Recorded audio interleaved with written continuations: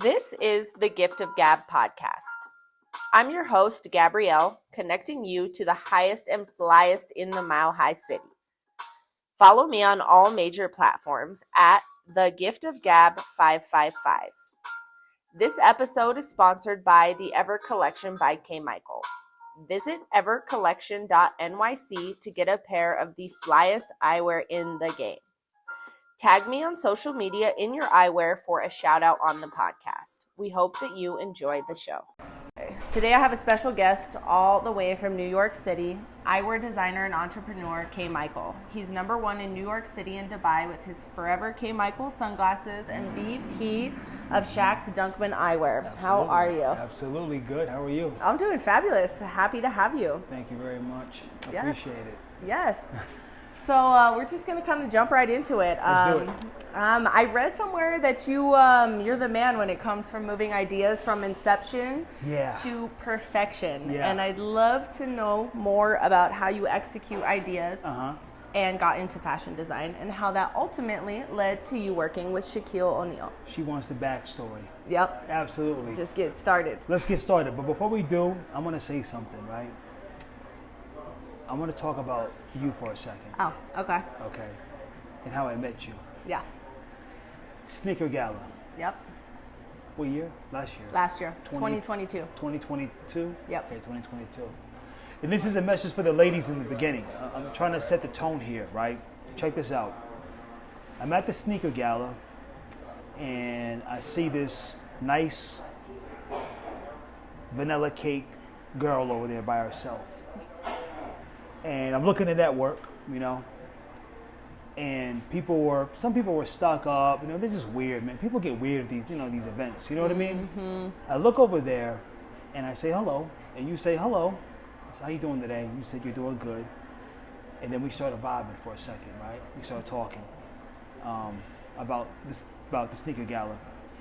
And I explained what I did, and you said you're starting your podcast, and then you're an entrepreneur. And I said, yeah, you just do it, and if it works out, great. If it doesn't, you know, you have fun with it. It's yours. Mm-hmm. And you were like, yeah. So we started talking, and you were very nice. See, the thing is, at these events, some of these girls, when you talk to them, they want you to go to their OnlyFans. They want you to buy them a drink, right? You weren't like that. So you didn't know anything about me, but you were extremely kind, right?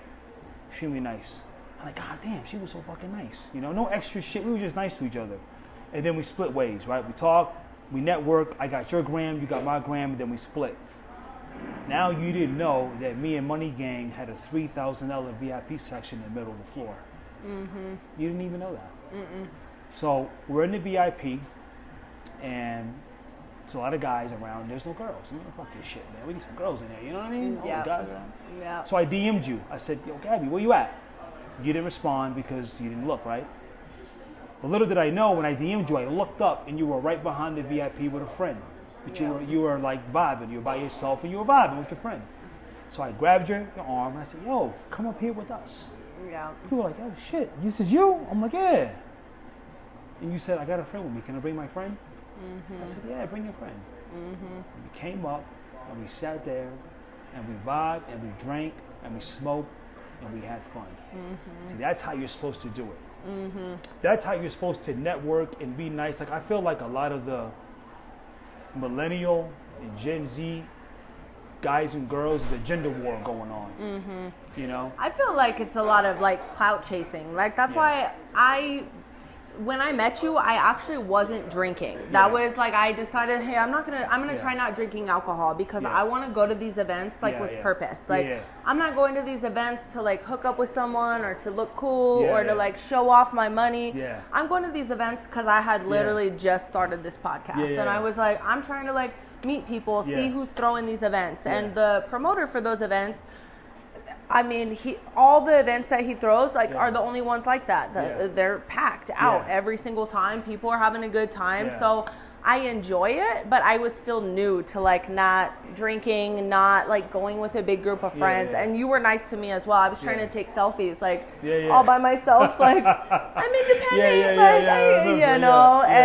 I was like, So then when I went back this year, it was interesting to go back after having had that experience because I did like partake in the fun a little bit, and I was like at the front of the stage, like shaking my ass, like having fun, and I was like, wow, like this is the same spot that I met him last year, and just to see all the things that have happened since then, and just to see like it's a small world in Denver. So like I go to all these events and I see all these people, and it's just crazy as time goes on to realize like you don't have to have a lot of friends. You don't have to be popular or be like cool up on the stage with everybody to like have a good time. You never know who you're gonna meet, like and that's why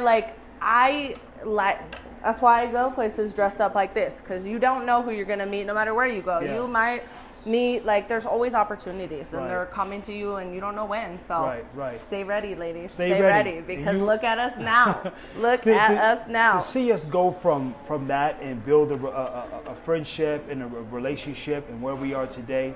Now I'm going to tell you, Gabby, I appreciate you how you treated me. I appreciate how kind you were, how nice you were. You know what I'm saying? There was no extra shit. You know what I'm saying? You ain't asked me to buy you a drink.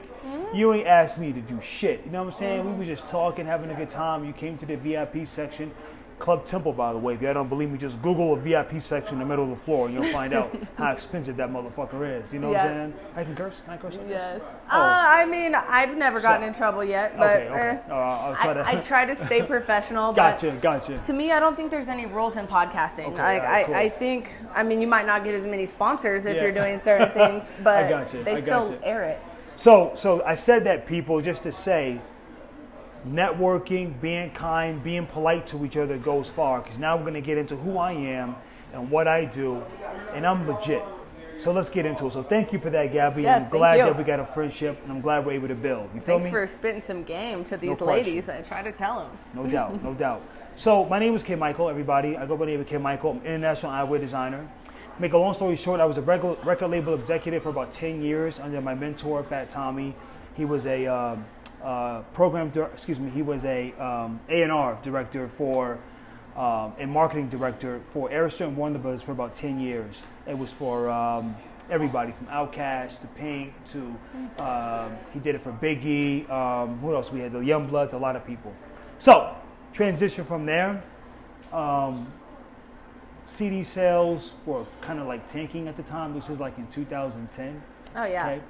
So things are beginning to change, and I decided to put a product out. I knew that if I could sell myself, I could make money. My mentor said, you know, okay, Mike, if you could sell yourself, you could make some money. The recession had just hit, and I wasn't used to really having a job, right? I was in the record business, and how that works is like the head guy will work for Warner Brothers, right? He'll get like a $1 million budget. He'll say, I got $1 million. And I'm gonna work all these records. I'm gonna give you 80 grand up front, K. Michael, and you're gonna work the Outkast project, right? So 80,000, really, it's like a decent salary for someone who's got a skill, right? Okay, well, but I would get it all up front, right? So they give me the money up front, I do the promotions, but when that job was over and that money was gone, it was a wrap. So that's why I never really had a skill set. Because I was always jumping in the record business and promoting these artists, right?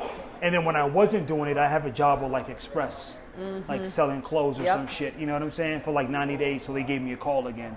Then I leave and I go get another fucking 50, 60 grand from him, you know what I mean? That was the story of my life. So anyway, he got fired. It was over. So that ended. He said, you know, if you can sell yourself, you can make money. I said, what am I gonna do, man? The fuck am I gonna do? I was known for wearing eyewear. I would promote all the parties. I would be working with all the artists, and I wore eyewear a lot. So make a long story short, I decided to design eyewear. I did it myself. And I got a licensing deal with NYS Collection. And they're like #2 in distributions in malls for eyewear. They'll get all the kiosks. As a matter of fact, when we leave here, we're going to go to Aurora. They have one there, right? Okay. They're in 42 different countries and over like 200 malls worldwide. Wow. They gave me a licensing deal. And that's a whole nother detailed story of how I got it. But I did reach out to a bunch of companies. They liked my designs. They liked the fact that I had a big network. They're like, you know a lot of people. We got pictures with everybody. 50 Cent, Bobby Valentino, Outkast, Ray J. I was like, yeah, I've worked all the records. They're like, yeah, so you know everybody. So to make a long story short, I decided to use my network, put my product on my celebrity friends. That transpired to a deal and a distribution deal, got the product out there, and that's how it really began. Took an idea from inception to perfection by perfecting it by using my skill set, which was entertainment. Entertainment? Yeah. And what do you think was like the biggest obstacle, like when you were starting? Like what was the most intimidating, I guess would say, about like getting from, going from the music and just being kind of freelance to coming over here and like where do you even start? Yeah, exactly. Like, where do you even start? That's the reality. I had to come up with an idea. I didn't know where to fucking begin. I had to come up with an idea. I had to do my research. And then that part, but it was fun too, right? Because I was naive. I was a bit blind in the beginning. I just did it just for fun. You know what I mean? To be real with you, I was ordering wholesale eyewear from companies that didn't have a logo on it, and I would slap my logo on it. Yep. And then I would say they were mine. Yep. You know what I mean? And so that was how it really started. You know what I'm saying? Doing my own. The company gets a hold of it, of the eyewear, and they're like, these are really bad. Like these are like you have style, you have charisma, you know a lot of people, but you can't we really do eyewear. We don't know what the fuck this is. You know what I mean? Yes. But I was confident in me. I knew I looked good. I knew a lot of people. I knew how to dress. No, you couldn't tell me shit. I was like, my shit is fly. Look at me. Look how good they look on me. Look at me, you know? And they were like, they liked that ambition about me. Yeah. They were like, you know what?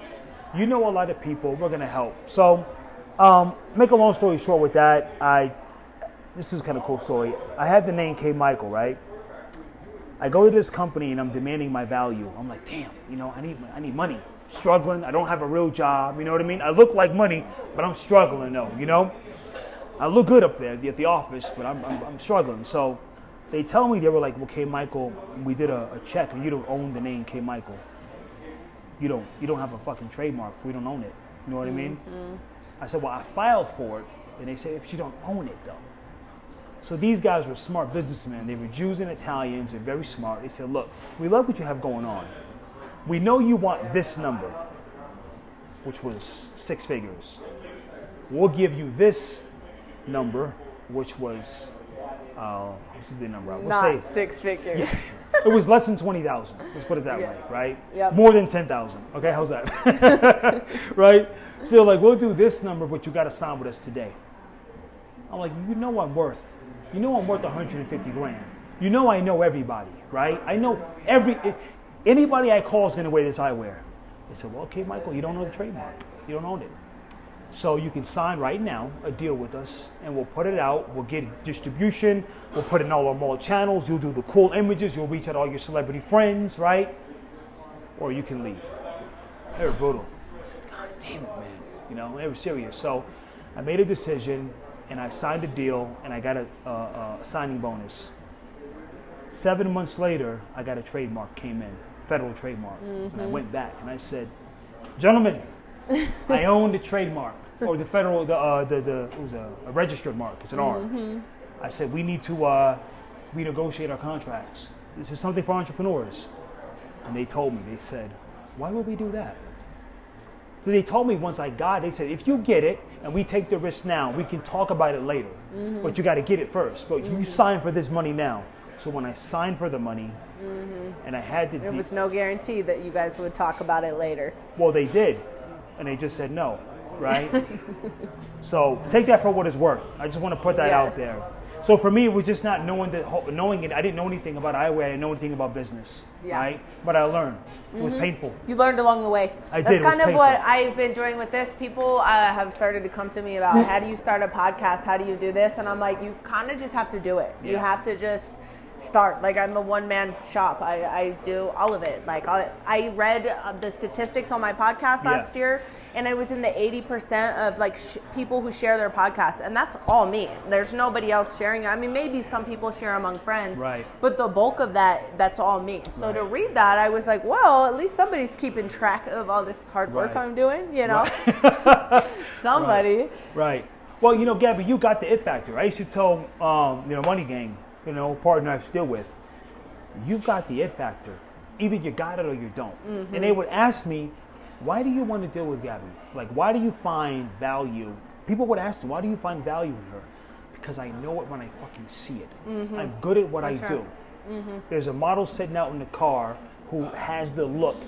She's gorgeous. EV Films, who's filming this whole thing, does cars. He doesn't even really do people, but I'm a visionary. And I know when I see it. When you see this man's work, you're gonna be blown away. Yes. You know what I'm saying? I can't wait. And when I seen your look, when I seen it's small things, your look, your style, your charisma, I said, fucking Gabby's got it. And I'm getting on first. In Denver, I knew that you had it. I said, Gabby's got it, man. Yeah. Either you got it or you don't. Yeah, I feel like I'm explain gonna it. outgrow this city quick. I feel like because Yeah. I mean, I'm not from out here. I'm from up north, smaller, and I didn't really know too many people when I started this. You know, I was kind of a homebody, kept to myself, and just worked. But I was like, this isn't the life for me. I'm not supposed to just be like working and whatever you call it. My friends used to say, be domesticated. Like that's not my lifestyle. You know what I'm saying? So I just kind of was like, let's go out there, and like Denver only has so much to offer. But I feel like I'm connecting with some pretty good people out here. So,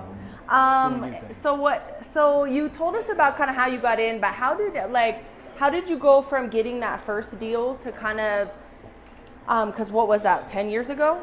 How long? When it started. Yeah. 10 years ago when it started? 2012, I think. So fast forward to now and getting on with Shaq and his eyewear. What is it? How did you do that? I did a webinar recently, and I said in the webinar, I'm a big believer in the spiritual and the physical, how things align.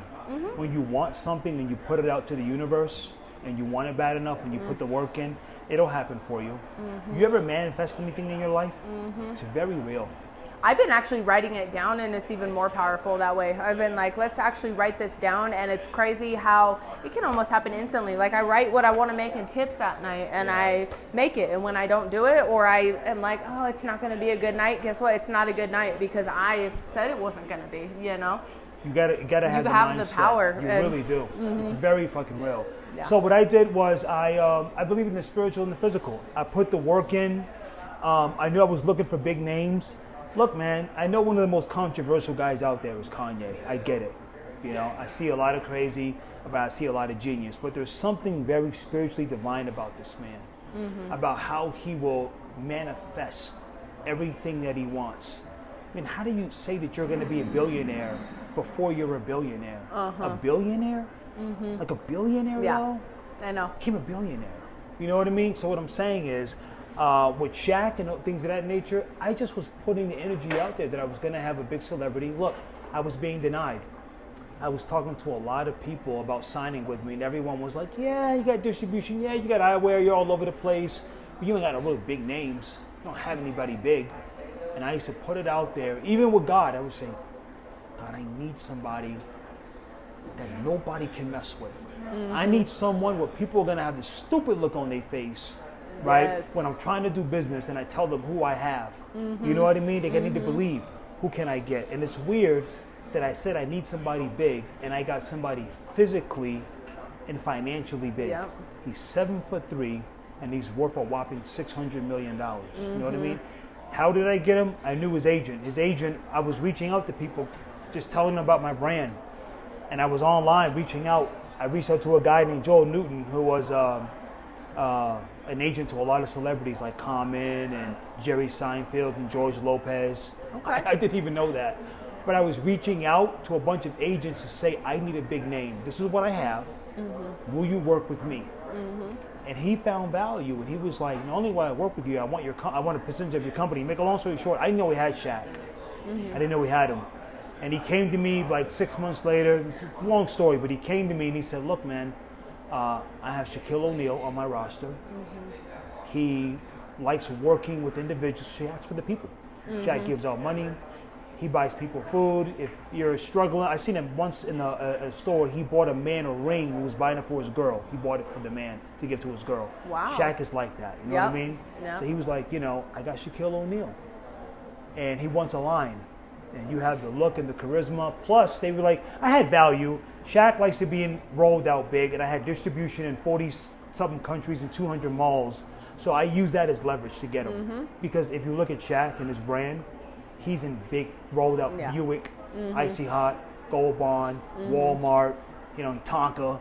He's on big shit. He's only looking for the big. He's on the big rollout. You have to roll him out big. So what he said was, wait a minute, how many malls you got?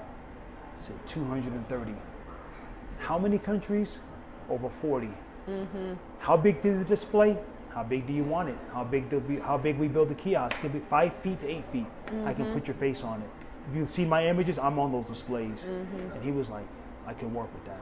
You know what I mean? So, I mean, I would like to say I got lucky, but I don't believe in luck. Yeah. You know? I don't really believe in luck either. I feel like luck is what we call luck what our manifestations are. Like what we put out there. Because I mean, if you say you're gonna win, like you might win. Like I get front row parking everywhere I go. People are like, I thought you were kidding, and I'm like, no, look, there's my parking spot everywhere I go, like everywhere. So I'm like, oh, so what is it like to work with him? Is he kind of like a work ethic wise? Is he serious? He's a businessman. Yeah. You know, I mean, there's one side that you guys see, the fun, right? But he'll cut you off in a heartbeat if the money's not coming in, right? I've got letters from lawyers when things were slow. I've had to get letters right from the lawyers that go to my partner's NYS collection. It's not him. He ain't gonna say a word to you. You know, you're gonna get what's that jerk's name? I forget the lawyer's name. He's got a guy for that. Yeah. For sure. So but he's a businessman. So I learned from that, and then I went into an independent brand called the Ever Collection because I have partners who are, how can I say this politely? They're Jews and Italians. They're businessmen, right? So it is what it is. So I ended up opening up once I got my finance together and got some money. I did some independent locations. So I have retail locations on my own. I have retail locations with Shaquille O'Neal. I have retail locations with my my distributor. So I'm covering all my bases. Wow. Yeah. Yeah. And you said you've worked with some other celebrities. What are some of the names worth mentioning? Worth mentioning. I think everyone has everyone's value. Worth mentioning, but to you, like to tell us about you, who kind of inspires you or that has been exciting for you to work with? I went on a tangent for a while. I had a bunch of names that were doing things, and over the years, it's been it was like right now it's Crucifix. Check him out on Instagram. He's really popular. Got the blue check and all that. But it was Nappy Roots, Crime Mobs, DJ Cool, was Cupid from the Cupid Shuffle. It was Fanny Pack from MTV. It was Jersey Shore, Snooki, like the entire cast. And then I did another deal with Snooki herself, Nicole Palazzi. I can't remember, man. It was like a lot of them. Who else did I have on the roster? I'll tell you this. Shaq helped me in a way where I remember having a conversation. I was getting ready to sign. I was trying to sign Nicki Minaj. And I was dealing with her people. And they were like, you know how big Nicki is? I said, yeah. They were like, you're not really talking anything good to us for the caliber of woman that she is. I said, yeah. They said, who do you got on your roster that could fuck with Nicki Minaj? I said, she's not worth $600 million. And they said, what does that mean? I was like, I got Shaq. Shaq's worth $600 million. Who is she? And I'm not saying she doesn't have value. Yeah. I was able to use him as leverage to do business with a lot of other people because he was worse. As a matter of fact, the deal with him was so tight and so tough that if you didn't have a net value of what he had or more, I couldn't sign you. Oh, yeah. Because he didn't want anybody that was not. He didn't want anybody that didn't add value. He had his name with me, so he wanted to make sure that anybody who signed with us had to have just as much money or more. Isn't that crazy? So he kind of raised the bar for you. He did, man. I like that. Yeah. So you said you started in the music industry. Yeah. Who were some of your inspirations musically, like back when you started? Because I know today I like to hear about old school music more than new music. Yeah. So, like, who are your inspirations that kind of got you into that field of working? Yeah, I come from the gangster era. the 90s. Okay. Okay. For So sure. I like a lot of that, Yep. I like a lot of Big L, a lot of Wu-Tang. Big L. Cool. Yep. I remember, doing some shows and doing some business with Method Man, out at when I was doing promotions.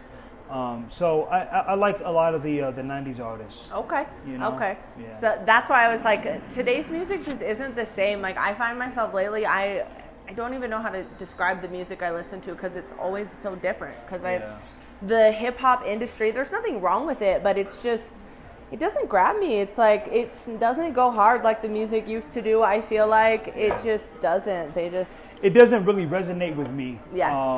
Unless it's like a J. Cole, yes. who's influenced by a certain culture of music. Yep. Like J. Cole and Kendrick, you can hear a 90s influence in their music.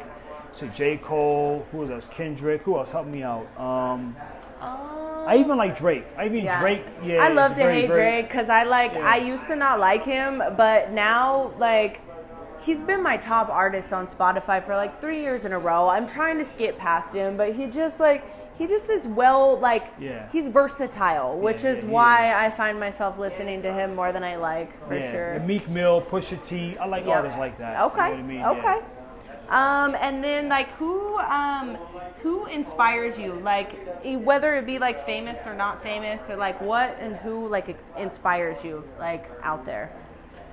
To like work harder, to be bigger, to follow your...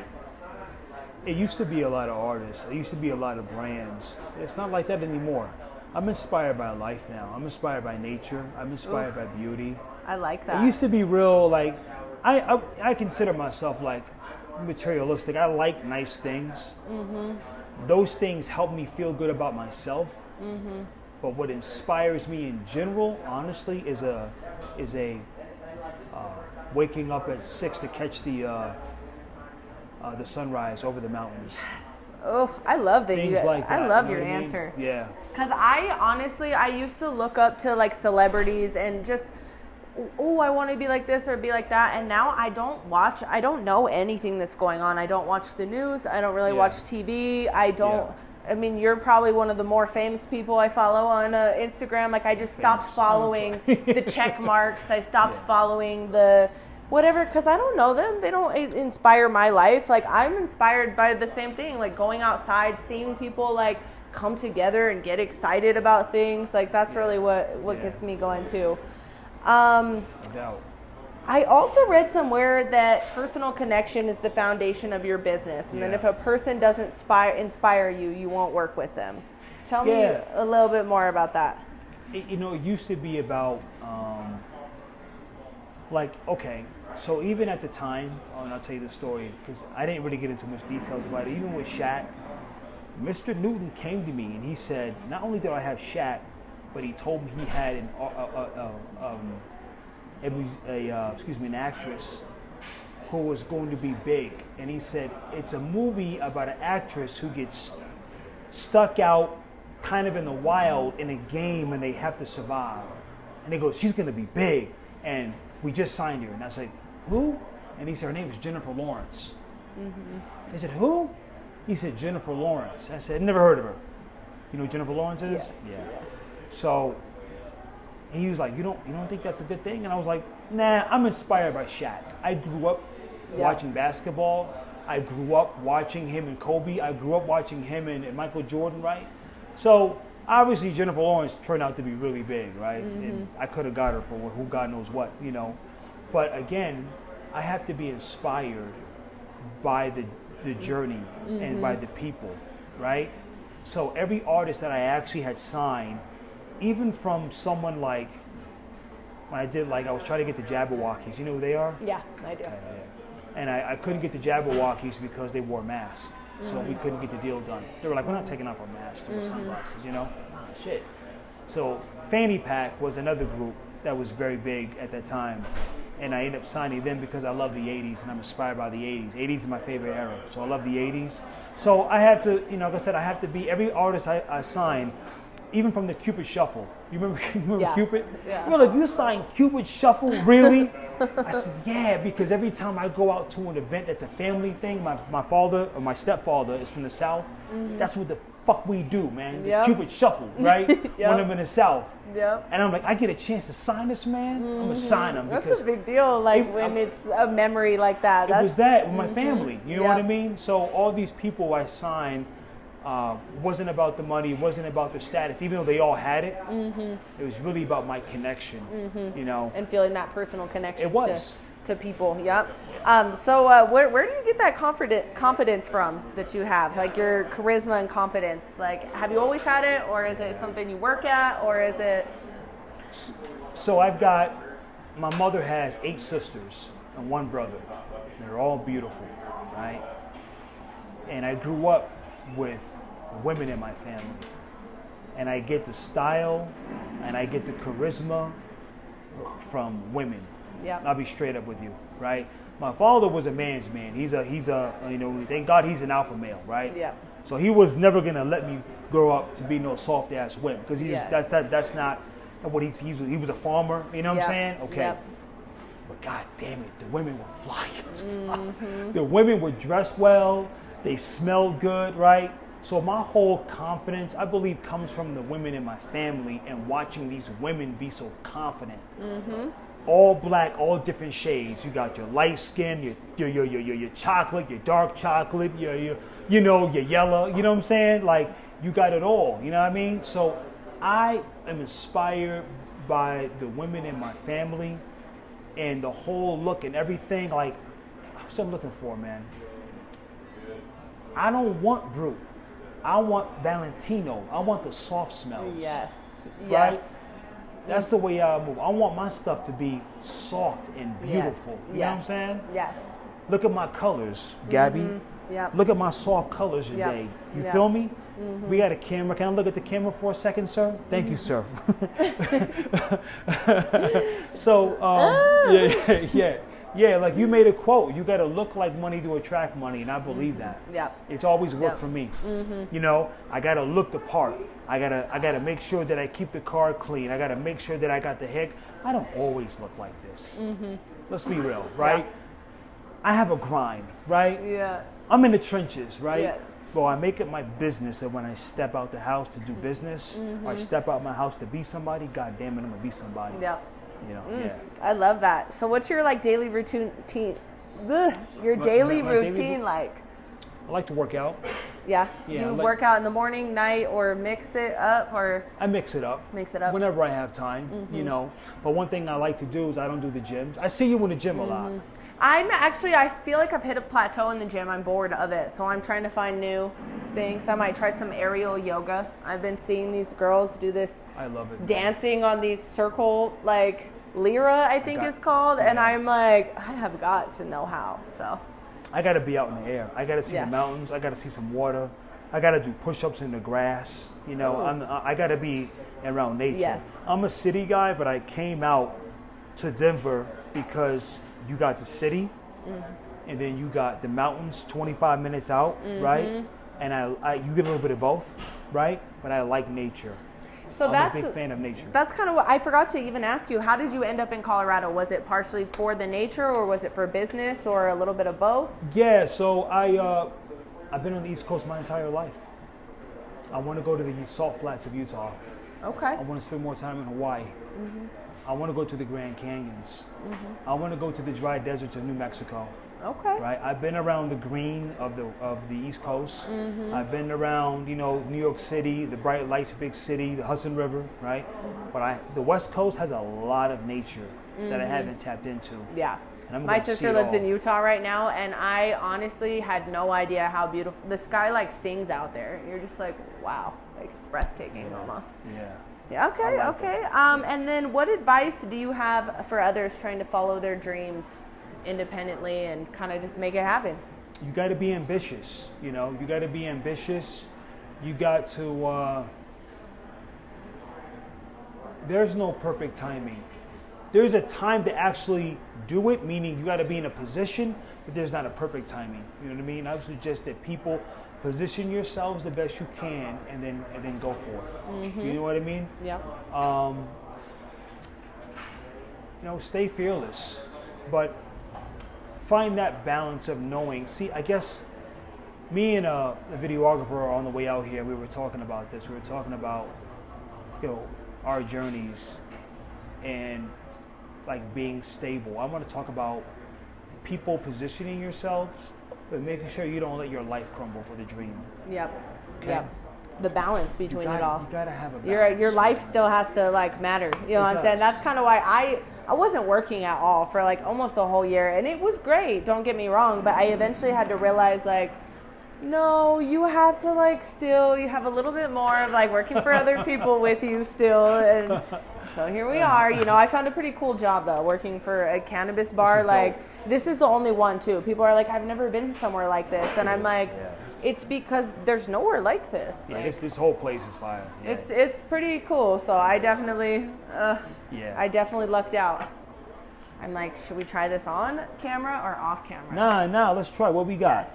So this is that CBD diamonds for you, the Skywalker so I'm a CBD OG. Guy. Obviously, America or worldwide. Gabby is a THC connoisseur. But it's no secret, right? But everyone he's still gonna partake. When in Rome. When in Rome. When in Rome, goddammit. Okay. But some CBD only, because honestly, this man, I see why you made it so far, because you don't smoke weed. I'm not saying that smoking weed is bad, but what I'm saying is like some of us just have spent too much time. Like, so you gotta teach me how to even, I'm gonna show you. Yeah, I don't even know what to do. So all you're gonna do, here, I will do it on mine. Okay. And you'll do it on yours. Okay. So it's on now, so we'll just wait to heat it up. So you're gonna hit it kind of like you see. I think those ones are like the old school, like the pipes that like grandpas would smoke out of. That's what you're gonna kind of feel like it's gonna look like. So when I say smoke, you're gonna inhale. Oh, okay. Okay. It's okay if you cough, but if it's like too much, like I just say go slow, and you'll see. Let me make sure it's on the lowest temperature for you. Ladies and gentlemen, I drink water, I work out, okay? I do business, Don't laugh at me, man. All right, so when it vibrates again, it'll be ready to go. And you don't really have to do that much, you just EV Films, you gonna hit this too? Yeah. Okay, nice. There we go. Shout out to EV Films, by the way, the videographer, man. Yes. Good guy, man. Yes. You guys follow him on Instagram. He's dope. Tell us how to follow him on Instagram. I'm a little hesitant because everyone's going to steal my talent, but, it is what it is. So it vibrated. What do I do? Hit it. So inhale? Yep. Just slowly. And it's just pure CBD. Oh my gosh, I can't believe we got him to do it though. Got it. Okay. There we go. Sorry. You seen it here first. Yes. Yes. You seen it here first. Yes. Well, my shades on. Let him get some water before we wrap up. Make sure. So tell us a little bit just where we can find you before I wrap up. You can have a second. Thank you. Have a second. I am in no rush. You can find me on Instagram, foreverkmichael_. TheEverCollection.com is our website. Check it out. Got a lot of cool products on there that we're selling. And you got Facebook, Forever K Michael Designer Eyewear. Please follow my videographer. EV Films Lifestyle. That's the team. Awesome. And the Ever Collection NYC on Instagram is the business. Yes. And then what's your website? TheEverCollection.com. TheEverCollection.com. Yeah, I've been giving it out lately. I've been like, he's coming. That. He's coming to the bar because I mean, look my at phone these. just went. I just got a sale, baby. My phone just went off. Look at these. My phone just went off. All right. Like money. See? Like, yes, God damn it. Ooh wee. Well, any last words before we wrap it up? Gabby, I just appreciate you networking with me and building with me. Like seriously, like. I'm well connected. I've done well. It's been a journey. I could have talked about a lot more. There's so much I've done from, importing overseas and having independent locations to deal with Shaq, licensing Snooki, Jersey Shore, Dubai, like you said, New York City. I'm the #1 NYS selling brand in Dubai, man. That's and 10 huge. different devices. It's huge, man. Being there in July, I'll be out there. You know, in New York City. I appreciate your humility. One thing I'm trying to tap into, because I have a lot of confidence. I have had to be confident over the years in order to combat people trying to push my dreams down as if it was nothing. You know what I mean? So my confidence got so high, I got away from humility. You know, and I appreciate when I was talking to you, your humility. You know, something that I'm drawn to about you is that we got to be confident, man. Seriously, you got to be confident. You have to, but there's a fine line between, and I do think I walk the fine line between confidence and conceit. I think it's just important. I always try to just remind people that I have this confidence, but you should too. Like that's the like you've actually listened to some of my podcasts and hear what I'm talking about, and I'm really just trying to remind people that like you got the juice, you know. Like I know I talk like I got the juice because I do, but so do you know. And I just think that people should go for it more. Like we're out here living in this. People are so trapped in this matrix of life, and I am just trying to break us. Trying to be happy. Free. That's the thing. Yeah, it's about it, man. I'm gonna live my dreams. I'm gonna be happy. I'm gonna do what I gotta do. We're all fighting for happiness, and I find myself that when I'm doing business. It's not fun, it takes away from my happiness. Yes. I have to do it in a way that makes me happy. I hired a mentor, and a lot of what we talk about is pleasure, and how when you bring pleasure into your business, and when your business brings you pleasure, how much more abundant and how much more starts coming to you. And since I started working with her, it's like what I want. I literally just have to like think it and then like relax and actually enjoy the fruits of what I'm doing, and then it just opens up for me, you know. And it's just, life isn't about like everything that you have to cross off your list. Life is about how many people like remember those things that you did for them or in their life as well, you know. I was telling you that today, man. Yeah, that's important. How you treat people, that's important, man. Building a good network. So, you know, thank you for having me. It was an honor. I would definitely, Gabby, see you at the top. You're going to go places, man. And at the end of the day, no matter how much money you make, it's not about that. It's about doing what you love. A lot of milestones that I hit weren't about money. And that's very true. You know, a lot of milestones that I hit, Shaq requires $500,000 per endorsement deal. I didn't sign up for that kind of money. That was one of my biggest milestones in the brand. You know what I mean? Yep. So when you do your journey, it'll come. Things will happen. Doors will open up. You know what I mean? Just like Kobe said, do it for the journey. Yes, enjoy the ride. Look back at the photos, video. That's why we're doing this. That's why we got it on camera today. Yes. So I can look at how good I look in my in my pastel peach with the beautiful Gabby. You know what I'm saying? Well, thank you so much for joining me, and thank you all for listening. Tune in every Sunday for our new episodes, and follow the podcast on Instagram at thegiftofgab_podcast. Stay safe, stay high, and most importantly, stay fly.